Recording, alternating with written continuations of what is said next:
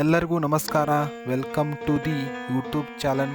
ಇವತ್ತಿನ ದಿವಸ D boss Darshan ಅವರ ಬಗ್ಗೆ ಸಂಕ್ಷಿಪ್ತ ವಿವರಣೆಯನ್ನು ತಿಳಿದುಕೊಳ್ಳೋಣ.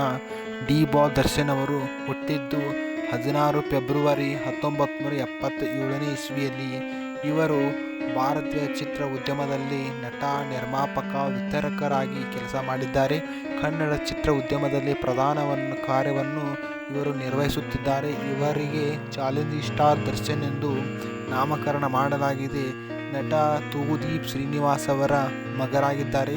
ದರ್ಶನ್ ಅವರ ನಟನಾ ವೃತ್ತಿಯನ್ನು 1990ರ ದಶಕದಲ್ಲಿ ಮಧ್ಯಭಾಗದಲ್ಲಿ ಆರಂಭ ಮಾಡ್ತಾರೆ. ಚಿತ್ರರಂಗ ಪ್ರವೇಶಿಸುವ ಮೊದಲು ಕಿರುತೆರೆ ಧಾರಾವಾಹಿಯೊಂದರಲ್ಲಿ ಅಭಿನಯಿಸುತ್ತಿದ್ದರು.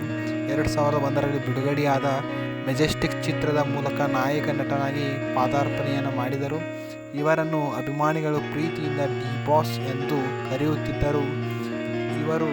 ಇವರ ಮೊದಲ ಹೆಸರು ಹೇಮಂತ್ ಕುಮಾರ್ ಆಗಿತ್ತು. ಇವರಿಗೆ ಈಗ ವಯಸ್ಸು 48. ಇವರು ಹುಟ್ಟಿದ್ದು ಕೊಡಗು ಜಿಲ್ಲೆಯಲ್ಲಿ, ಕರ್ನಾಟಕ ರಾಜ್ಯದಲ್ಲಿ.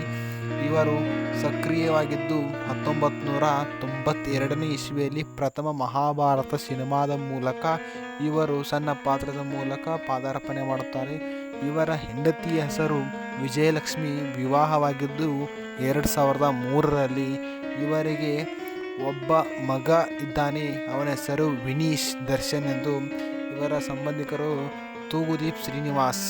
ಮತ್ತು ಇವರು ನಟಿಸಿರುವ ಸಿನಿಮಾಗಳು ಎಂದರೆ ಕರಿಯ 2003, ಪ್ರೀತಿಯ ರಾಮು 2003, ಕಳಾಸಿಪಾಳ್ಯ 2005, ಗಜ 2008, ಸಾರಥಿ 2011, ಬುಲ್ಬುಲ್ 2013, ಐರಾವತ ಮತ್ತು ಜನಪ್ರಿಯವಾದಂಥ ಸಂಗೊಳ್ಳಿ ರಾಯಣ್ಣ 2011ನೇ ಇಸ್ವಿ ಸಾರಥಿ ಹಾಗೂ ವಿಮರ್ಶಕವಾಗಿ ಪ್ರಶಂಸೆಯನ್ನು ಪಡೆದಿದ್ದಾರೆ.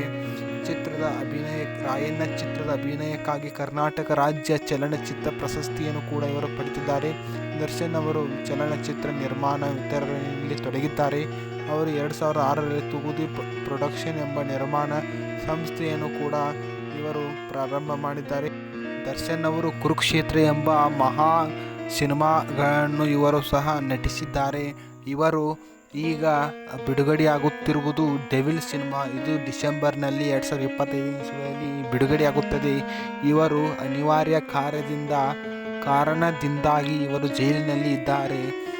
ಒಂದು ಕೇಸ್ನಲ್ಲಿ ಇವರು ಇದ್ದಾರೆ. ಇವರಿಗೆ ಬಿಡುಗಡೆ ಸಿಗಬೇಕೆಂಬ ಎಲ್ಲರ ಆಶಯವಾಗಿದೆ. ಇದು ಈ ದರ್ಶನ್ ಅವರ ವಿಡಿಯೋ ಆಗಿತ್ತು. ಈ ವಿಡಿಯೋ ನಿಮಗೆ ಇಷ್ಟ ಆದರೆ ಲೈಕ್ ಮಾಡಿರಿ, ಶೇರ್ ಮಾಡಿರಿ, ಸಬ್ಸ್ಕ್ರೈಬ್ ಮಾಡಿರಿ. ಧನ್ಯವಾದಗಳು.